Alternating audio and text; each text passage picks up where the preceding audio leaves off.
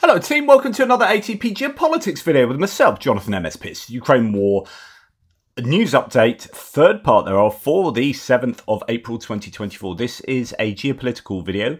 I'm just about to launch into some analysis of what's going on in the US in terms of some kind of demographic investigations into the beliefs of certain voters and types in the political domain. It's often difficult talking about things, particularly if I concentrate on one side of the political spectrum, because obviously there's a broad church here I say that as an atheist, broad church here at ATP Geopolitics, because I know some of you are Republicans, and there's definitely a broad church in the Republican political landscape at the moment, whereby there is this kind of division between a MAGA republicanism and a Reagan republicanism, and then you've got different versions thereof and different beliefs. We're going to be talking about religion as well. I'm not going to do that in any kind of negative sense, but just in understanding why certain people in the US are being beholden to what Putin is saying, as according to some new evidence that comes out. But before we get there, let's just go back to what I was talking about in my previous military aid video, which is this idea that China is helping Russia an awful lot at the moment. US Secretary of State Antony Blinken has informed allies of alarming information concerning the state of cooperation between China and Russia. And the US Treasury has issued a warning that companies that help Russia with goods and technologies for the military industry face serious consequences. Again, though, what can you do about the swapping of intelligence, of satellite imagery, that I think is so vital? And that's why you are seeing time-sensitive equipment being hit by the Russians finally after so long in this war. Right. Discharge petition. So many of you will know that the Senate bill is not being put to the floor, and so you can get around this by having a discharge petition that if enough people literally sign, it has to be signed on a piece of paper, sign their names against it, lawmakers in the House of Representatives, then it can be forced to the floor. So it kind of gets around this issue of Mike Johnson not bringing the Senate bill to the floor. There are two discharge petitions. One is a Republican one that's changing the Senate bill and watering it down a little bit, making it loans rather than giving aid and other bits and pieces. There is a Democrat-led petition that has much greater chance of getting bipartisan support, but it does need some Republicans to step across the aisle to sign. We've seen that from Ken Buck. I'm not sure of the other ones, of any others that have signed it, but there have been more signatures over the last so March the 22nd, but there were more signatures than I realised, which is 191 signatures, which means there's, so that'll be 9 and then 18, so 27 more signatures are needed for that. It would be so great if Republicans could step across the aisle. Of course, not all Democrats are going to sign that because it does have Israel aid on it. I was interested to see, we saw Ken Buck there, but there was Katie Porter, who's, I've got a lot of time for Katie Porter. I think she does amazing work, but it's good considering it's got Israel aid. I was wondering whether she would sign it, but she has as well. So yeah, that's something that's still bubbling away behind the scenes. But again, the question is, why doesn't Mike Johnson put that bill to the floor? So the Kiev Independent has released an article which I think is worth looking into, and we're going to do that. Why some far-right Republicans are hell-bent on ending further aid to Ukraine. So there is going to be talk about Republicans here, and if you are one of those Republicans and you take offence by this, well, I presume if you're a pro-Ukrainian Republican, then you shouldn't take offence by this. Hopefully you're not going to get guilt by association. Hopefully I am just taking aim at a particular type of... I'm not attacking Republicans. I'm attacking the Republicans who are not supporting Ukraine, right? So just want to get that out of the way. I don't want to alienate too many of my viewers. Okay, so 2 years of grueling fighting later, US support for Ukraine has dropped significantly, but a majority of Americans, 58%, still want their country to send weapons and money to Ukraine to aid it in its war efforts, says the Kiev Independent. However, dig into the numbers and some more and more troubling trends emerge, and they run along political lines. Vocal opposition to continued assistance is rising on the right wing of the US political spectrum, reflecting broader political dynamics unfolding within the US and around the world. A politics of right-wing populism skeptical of Ukraine Ukraine aid has become increasingly influential among the US Republican Party and its supporters. And interestingly, as an addendum, in Europe and elsewhere in the world. So that is definitely an area that needs to be, I think, understood better. Once home to the most aggressive of foreign policy hawks, key members of the populist wing of the Republican Party are now leading a charge to end further aid to Ukraine despite an authoritarian Russia continuing its attacks. Under the banner of America First, and emboldened by the chance of former US President Donald Trump's returning to office, these figures are calling into question the durability of US President Joe Biden's commitment to support Ukraine for as long as it takes. Republican Speaker of the House Mike Johnson has so far refused to bring the package to a vote, it says later, amid ongoing partisan negotiations, although he recently announced Congress would hold a vote on aid for Ukraine following the end of the Easter holiday on April the 7th. I'm very interested to see where it's going to go next week. Meanwhile, some Republicans have pushed for aid in the form of loans. This is something that came from Senator Lindsey Graham and indeed from Donald Trump, which is certainly gathering some support. Now, later it says this shift in views among Republican voters has coincided with a growing proliferation of narratives from influential figures on the right that are skeptical of or plain opposed to assisting Ukraine. Their narratives range from critique to disinformation. Within Congress, a small minority of Republican representatives have voted to oppose aiding Ukraine at every opportunity. They include Representatives Andy Biggs, Dan Bishop, Warren Davidson, Matt Gaetz, Paul Gosar, those two, Marjorie Taylor Greene, Thomas Massie, Ralph Norman, Scott Perry, and Thomas Tiffany. If you are living in those districts, please send letters, and even if you don't, send letters and emails to those lawmakers to let them know what for. These members, with the exception of Thomas Massie and Marjorie Taylor Greene, are all members of the Freedom Caucus, a grouping of 43 Republicans that represent the extreme right of the House of Representatives. Greene is a former member who was expelled after a dispute with Representative Lauren Boebert, another opponent of assisting Ukraine. Almost all are strong supporters of Trump. According to the congressional report card issued by the advocacy group Republicans for Ukraine. So this is coming from a group of Republican lawmakers or a group of Republicans who are supportive of Ukraine, right? So this is not a criticism coming from outside of Republicanism, but it's coming from inside Republicanism for those who I think are far more responsible in understanding the importance of this war that is ongoing. Roughly half of the current 219 Republicans in the GOP-controlled House of Representatives have a C or lower ranking. So they rank them on A to whatever it is, A to F, for how much they support Ukraine. And more than half of them have a C or lower. 81 of them have secured an F for their opposition to aiding Ukraine, so the lowest you can possibly get. Opposition to Ukraine is also more concentrated among Republicans who supported Trump's attempt to overturn the 2020 election. So of the 147 Republican members of Congress who voted against certifying the 2020 election, 139 were members of the House of Representatives and 8 were in the Senate. Of the 139 representatives, only 44 have an A or B rating on the GOP congressional report card. Of the rest, 73 have a C or lower rating, with 56 scoring an F. 3 others have since died, 17 were voted out of office, and 2 former representatives are now senators.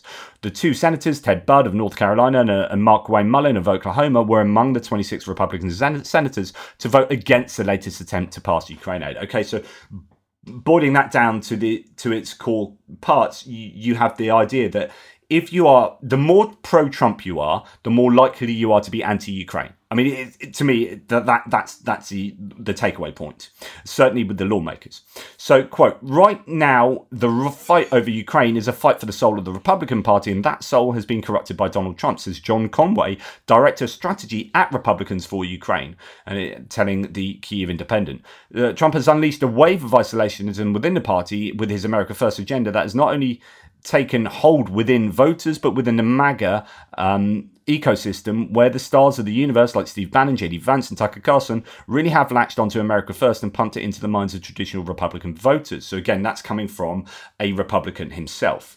And it goes on to talk about Nikki Haley and John McCain and Mitt Romney and how they were sort of Reaganite, or are or were. In John McCain, he's obviously not alive anymore, but that is a different side of the Republican Party. I know people out there, I know Brian Ivey, who is a supporter of the channel, is a Republican. I think he sees himself more in the Reaganite mold, and you know, was hoping Haley would have a bit more success than she did, but it's challenging the other Republicans here who are holding back the US in what I think is an incredibly dangerous way. When it comes to Ukraine, some conservative critics frame their opposition to aid as a strategy for addressing the ostensible rise of multipolarity, reflecting a perspective that seems closer to the positions of China and Russia than the Reagan Republicans of years past. For instance, Representative Matt Gaetz, who has consistently endorsed Trump's false narrative regarding the 2020 election, introduced a Ukraine fatigue resolution in early 2023 in an attempt to cut off all assistance to Ukraine, arguing that, quote, America is in a state of managed decline and it will exacerbate if we continue to hemorrhage taxpayer dollars toward a foreign war. I mean, there's absolutely no doubt about what these people think, right? And Ohio Senator J.D. Vance. Now, what's worrying is that J.D. Vance is touted as being a forerunner for Trump's VP, so as vice president, potential vice president in running for re-election. So J.D. Vance, who's a veteran himself, you should know better, but he's an absolute anti-Ukraine aid chap, and yeah, not a fan of him in any way, shape or form.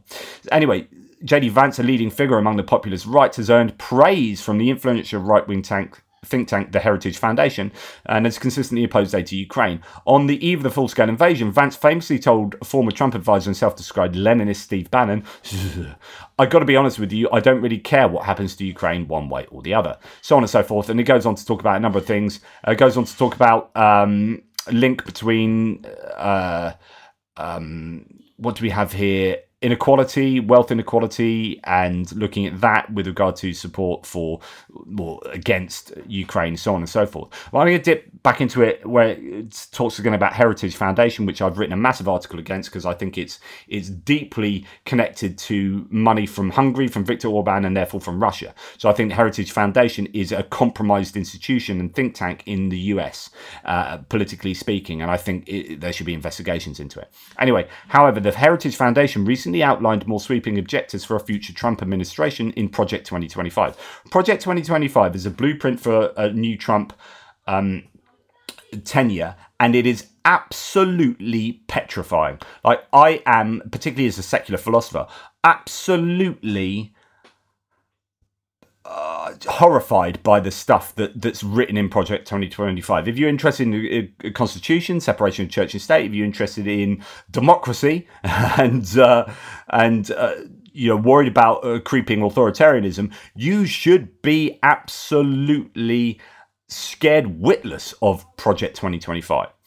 They include pushing for a greater concentration of power within the presidency through the application of the unitary executive theory, which is the idea of, like, you basically, they do it under the guise of getting rid of the deep state, but it's not. It's clearing out any checks and balances for a growing authoritarian rule where you're getting rid of certain elements of the top echelons of the executive in the US. Is just, yeah, very scary. In addition to arguing against aiding Ukraine, the influential think tank also admires Hungarian Prime Minister Viktor Orban. Big time, massive connection between the Heritage Foundation, as I said, and Hungary, who has led efforts to block aid to Ukraine within the European Union, opposed sanctions on Russia, and delayed Sweden's accession to NATO. Despite widespread criticism of his undemocratic practices, Orban has become a darling of the US right wing for his outspoken opposition to LGBTQ rights, immigration, and globalism. We're going to concentrate on that connection in a little while in some new data that's come out, but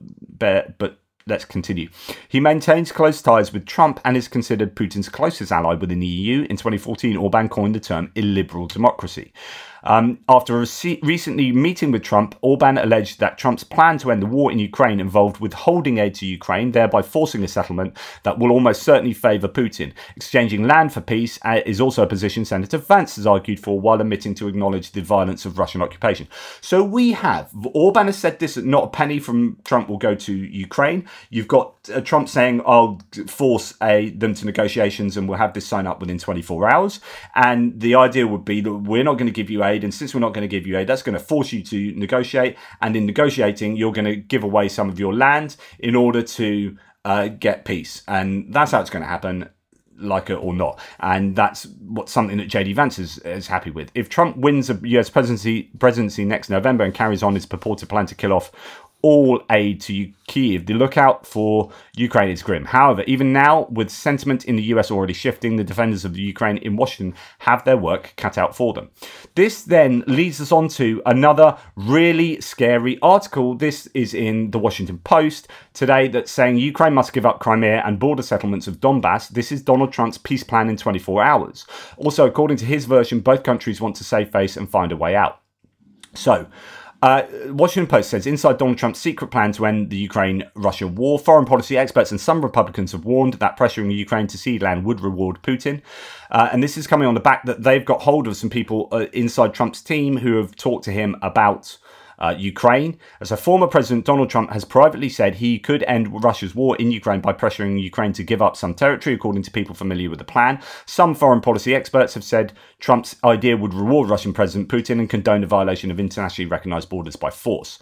Trump's proposal consists of pushing Ukraine to cede Crimea and Donbass border region to Russia, according to people who discussed it with Trump or his advisors, and spoke on the condition of anonymity because those conversations were confidential. That approach, which is not previously reported, would dramatically reverse President Biden's policy, which has emphasized curtailing Russian aggression and providing military aid to Ukraine. This is Trump's approach, if this is true, and it has every reason to think it is, because this is what Orban has said, this is what Trump has said previously in public interviews, right? This is totally in line with Trumpian thinking. Is what his son has said, is what his supporters like J.D. Vance, Marjorie Taylor Greene have been saying. This is absolutely what he thinks, no doubt about it.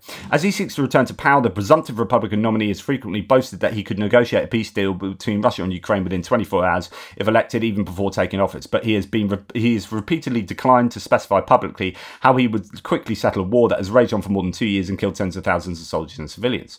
Privately, Trump has said that he thinks both Russia and Ukraine want to save face and they want a way out, and that people in parts of Ukraine would be okay with being part of Russia. So Trump thinks that people living in parts of Ukraine would be okay with being part of Russia, according to a person who has discussed the matter directly with Trump. Accepting Russian control over parts of Ukraine would expand the reach of Putin's dictatorship after what has been the biggest land war in Europe since World War II. Some of Trump's supporters have been trying to persuade him against such an outcome. Quote, "I've been spending 100% of my time talking to Trump about Ukraine," said Senator Lindsey Graham. He has to pay a price, that's Putin. He can't afford to win. He can't win at the end of this. Russia has previously declared it was annexing Ukrainian land beyond the Donbass region and Crimea, and Ukraine's President Zelensky has said he would not accept surrendering any territory. Exchanging territory for a ceasefire would put Ukraine in a worse position without assurances that Russia would not rearm and resume hostilities as it has in the past, said Emma Ashford, a senior fellow at Stimson Center, a non-partisan think tank. That is a terrible deal, she said, of Trump's proposal.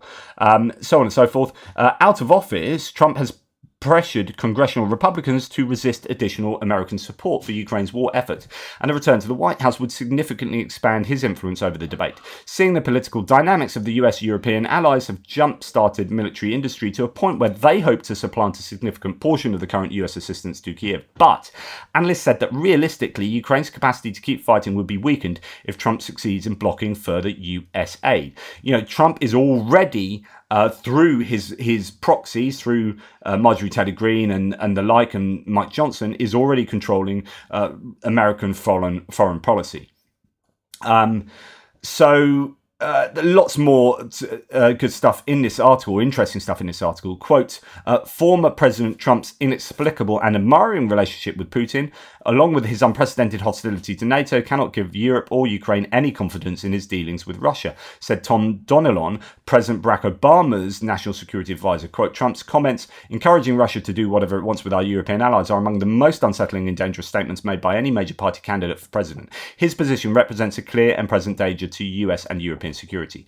His public silence on his negotiating tack has left room for others to fill in the blanks. Hungarian Prime Minister Viktor Orban, who has antagonized European allies with his with autocratic and pro-Russian tendencies, met with Trump last month and afterward claimed Trump told him he will force the end of the war because he will not give a penny to help Ukraine. Orban's statement was false, but the former president didn't want to publicly contradict him after entertaining him all night at Mar-a-Lago club and admiring his toughness and anti-immigration positions, according to a person close to Trump. So it's interesting. Someone close to Trump has claimed that's false, although I don't know. I doubt that is false.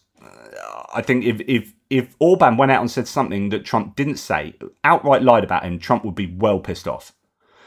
I think it's unlikely. I think that's someone trying to do damage limitation. But anyway, who spoke on the condition of anonymity to describe a private conversation? During the meeting, Orban spoke at length about Soviet history, Russia's desire for Ukrainian territory, and the military challenges facing Ukraine, the person said. Trump listened but was non-committal, the person said. And Orban's spokesman did not respond to a request for comment. So on and so forth. Lots more. We're joining it later. Russia experts doubted Trump's peace efforts could succeed. Fiona Hill, who's been on point about Ukraine, a senior fellow at the Brookings Institution, who was Trump's top Russia advisor and has since emerged as a prominent critic, said it reminded her of 2017 when unvetted foreigners and business executives approached Trump with various peace plans, and he thought he could sit down with Russia and Ukraine and mediate on the strength of his personal charisma. Trump's team, quote, is thinking about this very much in silos, that this is just a Ukraine-Russia thing, Hill said. They think of it as a territorial dispute rather than one about the whole future of European security and the world order by extension. Which is what I think it is, and I think that they're right. They're thinking too small that, oh, it's fine and it's okay to appease Putin and it won't end badly. You know, Sudetenland 2.0 is not a problem. So this is all very worrying. Then we're wondering, look, why is there still this what's flipped? Like, you had Republicans previously that would be like, right, Putin and Russia, or Russia, going back to Soviet times, Russia are the enemy, the nemesis. The communism was the arch nemesis of these neoconservative, classic liberals who would be advancing capitalism. Like, these guys are our enemies. And now we see someone saying, I'd rather be a Ruski than a Democrat, wearing T-shirts like that at Trump rallies, thinking, I'd rather be Russian. So Russia seems to be, people hate their own political opposition more than they hate like an international enemy.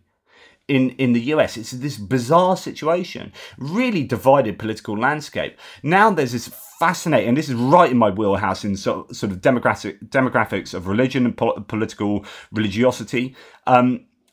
The headline here is Christian nationalists are enamored with Putin even if they oppose Russia, new research from Northeastern professor says. Okay, so I just want to explain Christian nationalism. Some people might think it's pejorative. It's a technical term about sort of dominionists, people who believe that a biblical kind of Christianity is a way to do, it's a theocracy. I want to do politics through the Bible, right? But actually it means you kind of have to throw away the Constitution. So it's pretty much unconstitutional. In fact, the separation of church and state would be very much, an issue for Christian nationalists. Well, Mike Johnson is famously a Christian nationalist. I've written an article on this. One of my two articles I'm going to dip into here is Jesus was not the new Moses. That would be Mike Johnson, where he admitted, or he claimed in a speech that he was basically the new Moses. But Time magazine, I quote in the article, reported of Johnson's Christian nationalism, quote from Time magazine, "It is critical to recognise the influence of Christian nationalism on Mike Johnson's vision of the US vision for the US. Christian nationalism isn't a political slur. It's a term that accurately describes an ideology that is antithetical to a stable, multiracial and liberal democracy, an ideology clearly guiding the now ranking Republican in the House of Representatives." So I know that many of you are going to be Christians out there that are watching this. This is like, if you're not a Christian nationalist, this is not referring to you, right? There are many flavors of Christianity, as there are many flavors of republicanism and Democrats and whatever.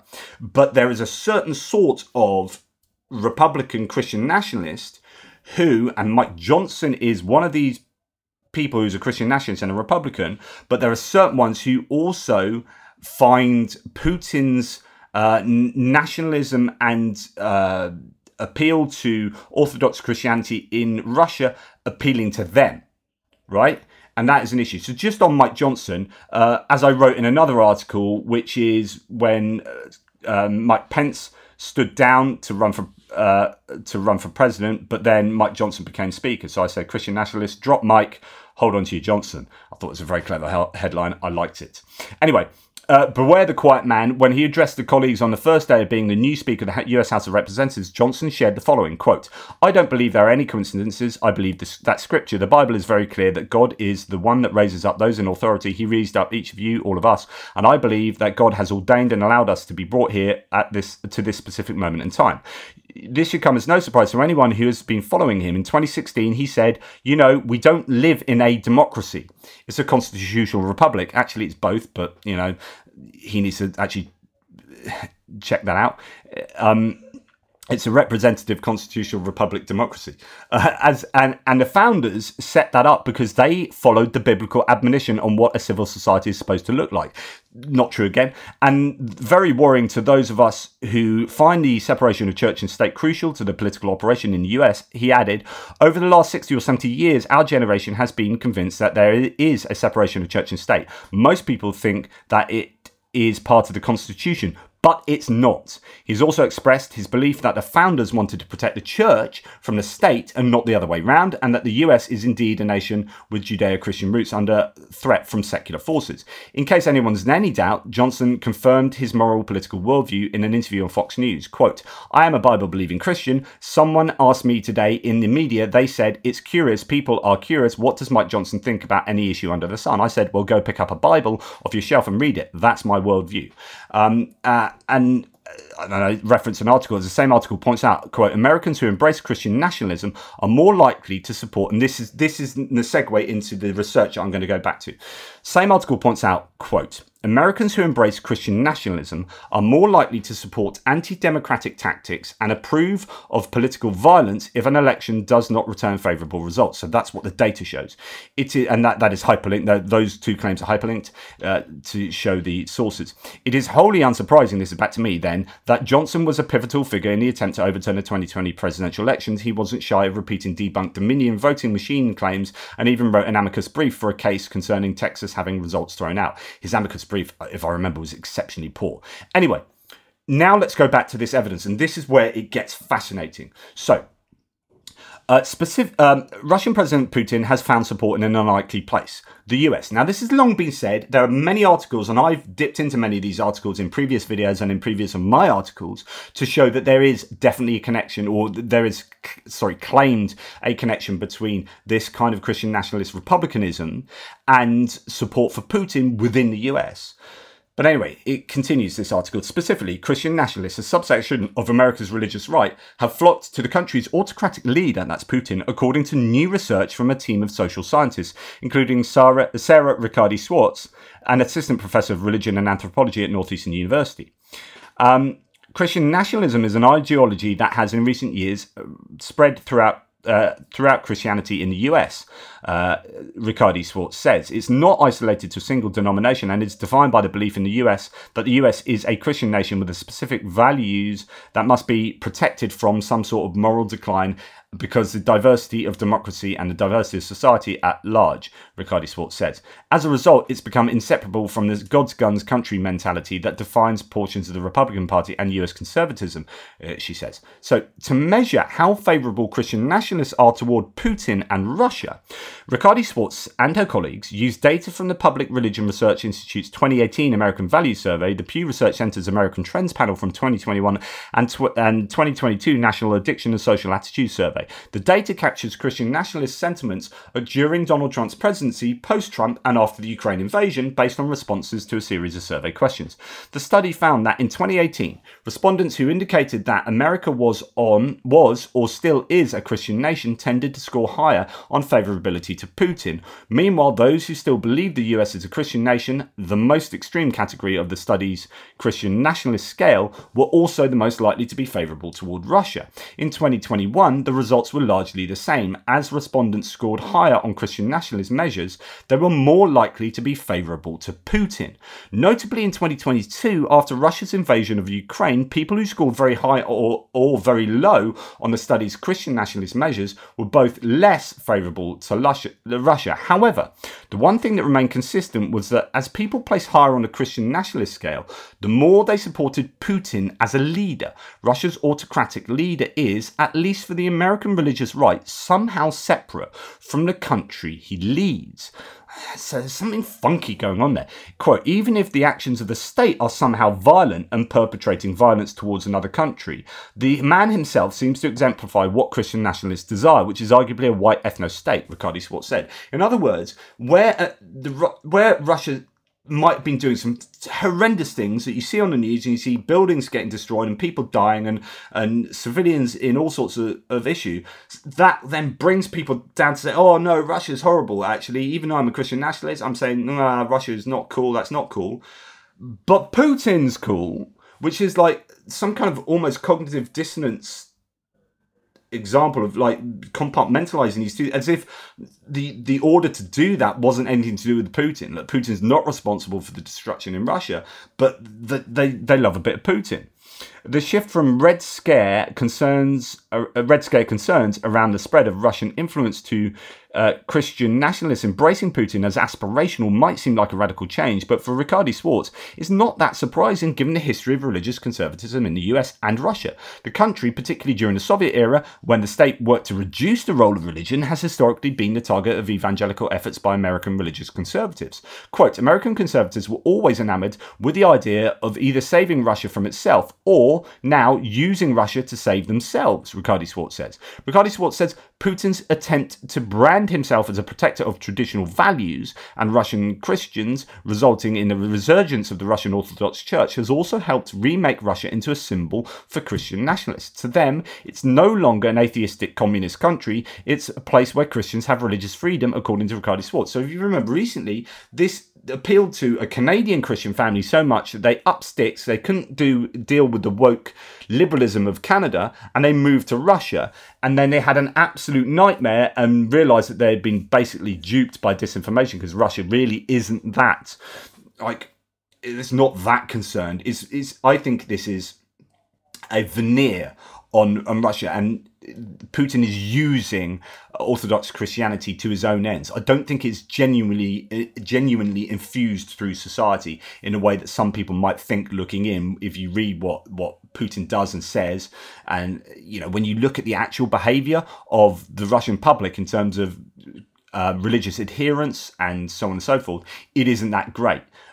So yeah, quote from Ricardi Swartz, that seems very appealing to conservative Christians in the United States who feel our liberal democracy is infringing on their religious beliefs, so on and so forth. And you get the point, though, that there is a certain type of highly religious, maybe Christian nationalist Republican who looks to Russia and goes, okay, actually, I like what they're doing against woke liberalism, and therefore, if I like what they're doing there, then I must, by extension, like what they're doing in Ukraine, because I can't handle the nuance of liking part of something and despising another part of something. So it's all or nothing. We see this with Elon Musk. I have a friend who's a massive Elon Musk fan that can't handle any criticism against him. So there is this like inability for humans to see things in a nuanced way, and we like to simplify. And I think it's like, well, if I appreciate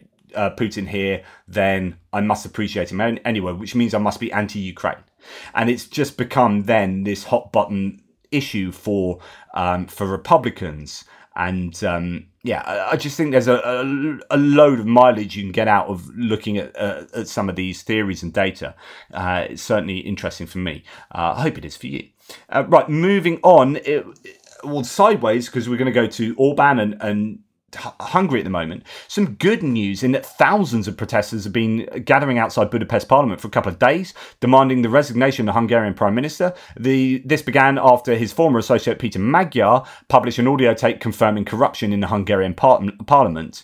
And so, yeah, these are huge protests. The estimated 540,000 that showed up to demand the ouster of the Russian-backed Orban regime in Budapest today wouldn't normally be a problem. This was yesterday, according to JNK of Orban, which was called Putin. But with all Putin's goons busy being destroyed by Ukraine, going to be different this time. It'll be interesting. I don't know if that's an accurate number of people that turned up, but Guardian here reports of tens of thousands. New challenger to Viktor Orban leads huge demonstration in Budapest. Peter Magyar, once an insider for the Fidesz party, has now said change has started in Hungary, which can't be stopped. This is really good news because Hungary are a problem in the EU. They are in the sphere of influence of Russia, and they're causing big problems for continued support for Ukraine. I hope that this gathers momentum and we get a bit of hopefully a parliamentary shift in Russia, and I hope that they stop democratically backsliding. It's a real worry, and it's an issue that the EU is ill-equipped to deal with. Once you get into the EU, by passing all of the, jumping through all the hoops to show that you are transparent, that you are democratic, etc., etc., that you don't have corruption, so on and so forth. Once you're in, then you can just recede from those high benchmarks, and the EU is like, oh, well, you have no way of doing anything about that apart from withholding funding to nations. So Hungary still has a bunch of EU funding that has been withheld. Anyway, I think this is really important. We need to hope that something comes of this and hope that it gets back on track, Hungary. Because just across the way, in Slovakia, the presidential election has just taken place, and Ukraine skeptic government ally Peter Pellegrini defeated the pro-Western diplomat Ivan Korkot, securing 53% to 47%. I was thinking Korkot was going to get in based on the first round of voting, but it seems that something's happened. I hope, well, do I hope it was rigged? Is that better than not being rigged? I don't know. But anyway, prior to the runoff, Pellegrini advocated for peace talks with Russia, while Korkot maintained that Ukraine should not cede territory for peace. Russia's invasion of Ukraine featured prominently in a Slovak electoral campaign, as populist Prime Minister Robert Fico, an ally of Pellegrini, had questioned Ukraine's sovereignty and advocated for peace with Russia. The current government, formed in October, comprises Fico's Smear Party, who's supposed to be centre-left, but they are just hugely populist and have lots of right-wing policies. Pellegrini's Hlas and the far right, I mean the proper far right, SNS Party, and has ceased military aid to Ukraine. So as a result of the new government, there is no military aid going to Ukraine, although their military-industrial complex is still supplying stuff when it's paid for, bought and paid for, right? And then Ivana Stradna is reporting that RT, Russia Today, the Russian state media outlet, is saying that, quote, London will increase pressure on Serbia and Republika Srpska, even to the point of armed provocations in the Balkans. So why am I mentioning this? So RT is saying that Serbia is actually the opposite. So what's happening is, this is classic projection, what's happening is in Serbia, in the Balkans, Russia is fomenting discord and is whipping up support for ultranationalism in Serbia and whipping up support essentially for Russia and not for Ukraine. But RT report that London will increase pressure. Now, I sent this to Jonathan Fink of Silicon Curtain, because in his interview with me, like a week ago, I talked about how Russia has this sense of the UK that is quite old school and not really very current. And I think they think we're far more powerful than we really are in the world stage. I think that they are assuming the UK is the post-World War II UK of the 50s and 60s and we do have a really good intelligence network, but it's like they're still in the Cold War mindset where it's the US and UK. And quite often UK is blamed for a bunch of stuff that we really weren't powerful enough to be responsible for. Or stuff like, okay, the Ukrainians have sent a bunch of V5 Magura drones against a ship. It was a British what did it. And it's like, really? I think you're thinking we're a bit better than we are. I mean, we'll take that. Yeah, okay, we're pretty cool, we're pretty powerful, but we're not really. But I think this talks to that, which is blaming London quite often for things that I think are beyond our control. We will be involved in certain things around the world, of course, but yeah, I just don't think we're quite what Russia often imply we are.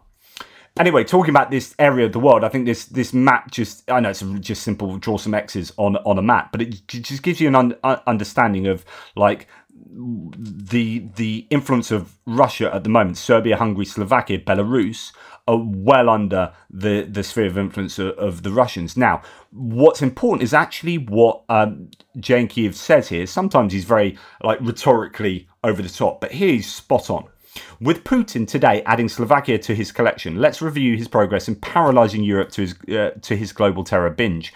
Remember, like we've seen with US Congress, Putin doesn't need to control everyone, just enough to paralyse. He's now planning to do it with Europe. This is so on point, right?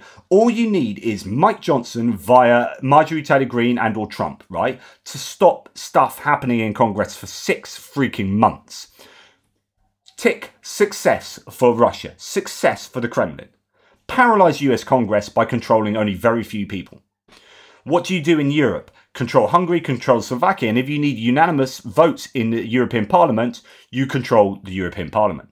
You control the outcome of European political machinations by controlling very few people strategically.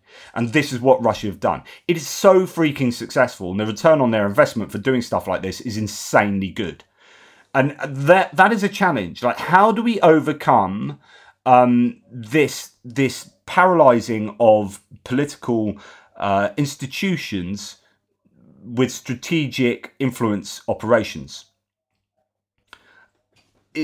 Going forward, this is going to be such a big challenge, especially with the June MEP elections, parliamentary elections in the European Parliament.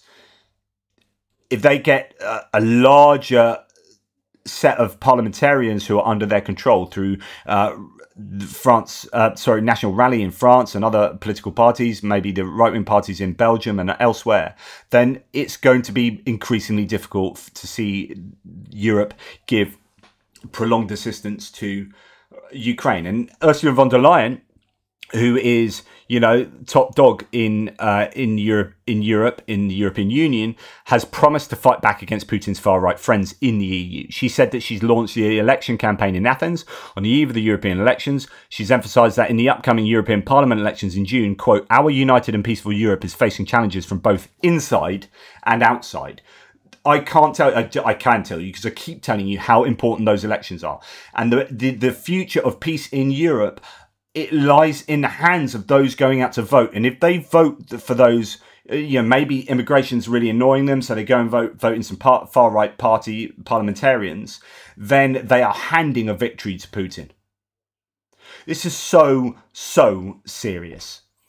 Anyway, supporting Ukraine is a key to restoring peace in Europe. The war will end when Putin decides to withdraw his troops, says Olaf Scholz, a German premier. Quote, "The war in Ukraine will end at the moment Putin decides to withdraw his troops. However, he will only take this decision if he realises that he cannot win the war on the battlefield," said the Chancellor at a meeting of Social Democrats in Bucharest. Yeah, well said, Olaf Scholz, but you know, he's got a good job to do to get back up to having anything like a popular perception. Germany scrambles fighter jets to intercept Russian aircraft flying over the Baltic Sea. This is not unusual, but just to report it's happening again. It happens really quite frequently. German Air Force said late on the 6th that it scrambled its fighter jets to intercept a Russian Il-20 aircraft flying over the Baltic Sea without a transponder. The fighter jet took off from a base. The jets took off from a Latvian town. So, you know, Germany involved in the Baltics in their NATO under their NATO guise, I guess. Right, anyway, that's enough from me. I need to go on and see my family again. Hopefully that was of interest to you. It was a big one today. Lots of like meaty substance to do with American politics and demographics and sociology. Let me know if you agree. Let me know what your thoughts are. Let's keep it... I'm trying not to be divisive in my own like rhetoric and arguments, but I'm just interested in why there is this preponderance of support for Russia, or even if it's not overt support for Russia, it manifests as an anti-Ukraine aid movement in certain elements of the Republican Party. Let me know what you think. Anyway, take care. Speak soon.